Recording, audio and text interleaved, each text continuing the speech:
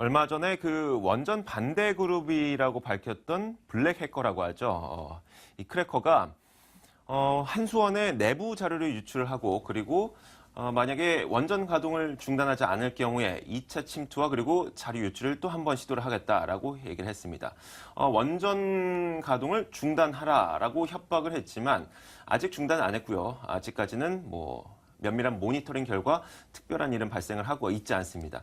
자, 이 사건의 경위가 어떻게 되고 있는 것인지 취재 기자와 직접 이야기를 나눠보겠습니다.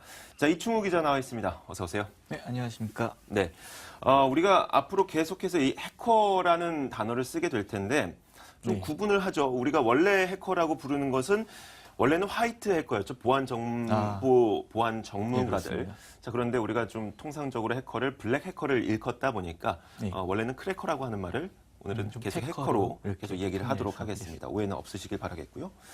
자, 해커에 대한 이야기 해보도록 하겠습니다. 우선 이 한수원의 내부 자료가 많이 유출이 됐습니다.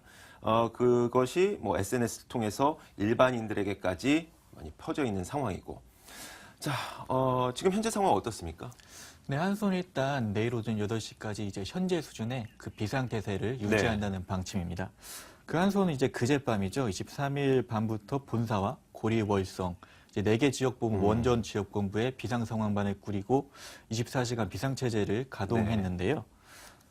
그 앞서 원전 도면은 이제 한수원 내부 자료를 유출한 해커그룹은 성탄절, 그러니까 어제부터 원전 가동을 중단하지 않으면은 그 사이버 테러를 감행하겠다고 협박한 바 있습니다. 네.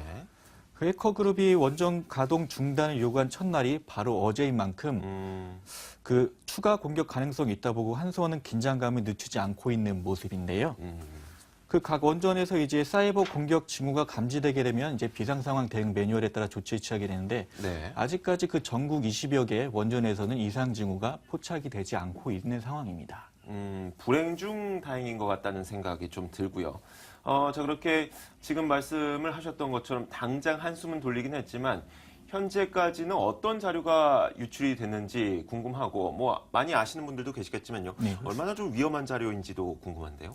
일단 순서대로 좀 설명을 드려야 될 것 네. 같은데요. 이제 가장 맨 처음에 공개된 날이 이달 15일입니다. 네. 그러니까 이달 15일부터 최근까지 5차례에 걸쳐서 여러 가지 한수원 내부 자료들이 트위터나 페이스북 그리고 인터넷 등에 이제 공개가 됐는데요. 그 처음에는 이제 UAE 이제 원전과 관련해서 아랍에미리트 왕세자에게 보낸 대통령 친서 그리고 한수원 직원들의 개인 신상 정보 등이 공개가 됐는데요. 그 이후 공개된 것보다 이제 상대적으로 그 중요도가 좀 떨어지는 자료들이죠. 한수원도 이제 처음에는 공개된 자료 중에서는 기밀 자료는 없다고 밝혔는데 사태는 점점 심각해졌습니다. 그 이어 18일에는 고리아 월성 이제 원전 도면이 공개가 됐고요. 또 주변 주민들의 이제 방사선량 평가 프로그램도 함께 공개가 됐습니다. 그리고 가장 최근이죠. 이제 지난 이제 22일에는 이제 원전 도면이 또 추가로 공개됐는데 여기서 또 중요한 것이 그 원전 안전 해석 코드를 캡처한 화면도 함께 공개가 됐습니다. 코드라고 얘기한다면 약간 암호화된 것인가요? 이제 그 프로그램이 이제 원전 안전성을 네. 이제 확인하는 전산 프로그램이라고 하는데요. 그 원전 설계 3대 핵심 기술 중 하나라고 합니다. 그러니까 한손이 지난해 초에 이제 국산화에 최초로 성공했다고 강조했던 그런 프로그램이기도 합니다. 어떻게 보면 한수원 쪽에서는 핵심 기술은 유출되지 않았다라고 하지만 일반인들이 생각하기에는 이것은 핵심 기술이 아닐까라고 의심될 수 있을 만한 그런 그렇습니다. 자료도 유출됐다는 얘기네요. 여기에 대해서 어떤 대응책을 갖고 있습니까? 대응이 필요할 것 같은데. 일단 청와대가 긴급회의를 열었습니다. 네. 이제 어제 청와대가 그 산업부와 미래부, 대검찰청 차관급 인사 10명을 중심으로 긴급회의를 열고 논의를 시작했는데요. 그 어제 회의를 통해 나온 것이 이제 미래부의 사이버 침해 대응과를 신설하기로 하는 등 이제 근본 체제부터 다시 정비하기로 했습니다. 네. 또 원전을 비롯해 모든 기반 시설에 대해 종합 점검을 실시하고 취약점을 보완하는 등 사이버 방호 태세를 이제 국가 전체, 국가 안보 차원에서 강화하기로 했습니다. 그리고 어제와 그제 이제 원전을 찾아서 산업부, 주무부처인 산업부의 윤상직 장관이 반생 근무를 이제 현장에서 했는데요. 그 윤 장관이 현장에서 좀 현장을 둘러보고 그 사이버 공격 대응 방식에 대해서는 좀 더 보완할 게 많다. 이렇게 말했습니다. 이어서 사이버 테러에 대응하는 인력이 충분치 않다는 게 솔직한 답변이라면서 이제 인력을 양성하고 정부 차원에서 인력을 양성하고 이들을 제대로 활용할 수 있도록 하겠다는 입장을 밝혔습니다. 우선 이 원전의 도면이 유출이 됐는데 이 경로는 어떻다고 추정을 하고 있는 겁니까? 아직까지 수사가 진행 중이기 때문에 네. 뭐 정확히 이게 내부에서 빠져나간 것인지 아니면은 뭐 다른 경로가 있는 것인지 아직 확인되지는 않고 있습니다. 네. 근데 이제 뭐 정부 합동 수사를 시작했죠. 네. 악성 코드에 관련해 가지고. 네. 예. 과연 그렇다면은 그 뭐 전현직 직원들의 이메일을 통해서 유출이 됐다 이런 얘기도 있는데 네. 아직 뭐 알려진 확실하게 된 거는 없는 거고요. 최근 수사 결과를 좀 보면은요. 중간 네. 수사 결과긴 하지만 이제 지난 9일 악성 코드를 담은 이메일이 이제 원전 무슨 도면입니다. 이런 식으로 한수원 직원들에게 배포가 됐습니다. 거의 수백여 명에게 배포가 됐는데요. 이런 방식으로 한수원 직원들에게 발송된 악성 코드가 거의 300여 개에 달합니다. 네. 여기 해킹범들은 이제 대부분 한수원 퇴직자들의 명의 이제 이메일을 도용해가지고 그 후배들이죠. 현직 직원들이 의심하지 않고 메일을 열어볼 수 있도록 교묘한 수법까지 썼는데요. 그 한수원 전직 직원의 전자우편 주소를 미리 확보한 점과 뭐 현재까지 유출된 자료가 작년과 재작년인 자료인 점을 고려할 때 이제 범행을 오래전부터 치밀하게 준비한 것으로 합동수사단은 보고 있습니다. 네. 또 해킹범들은 한수원과 연고가 없는 제3자 이메일을 이용해서 한수원 직원들에게 악성 코드를 보내기도 했는데요.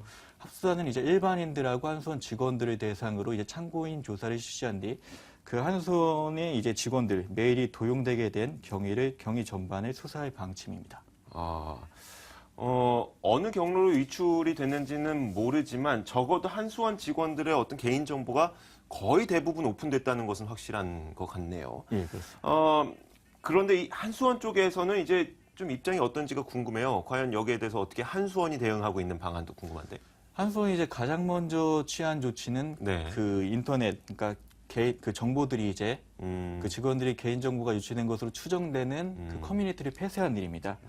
이제 해당 커뮤니티는 이제 쉽게 접속할 수 있습니다. 뭐 한수원 인터넷 홈페이지를 통해서 외부에서 접속할 수 있는데요. 네. 이 커뮤니티에선 직원 명단과 뭐 소속 부서, 연락처 등 이제 신상 명세를 확인할 수 있는 겁니다.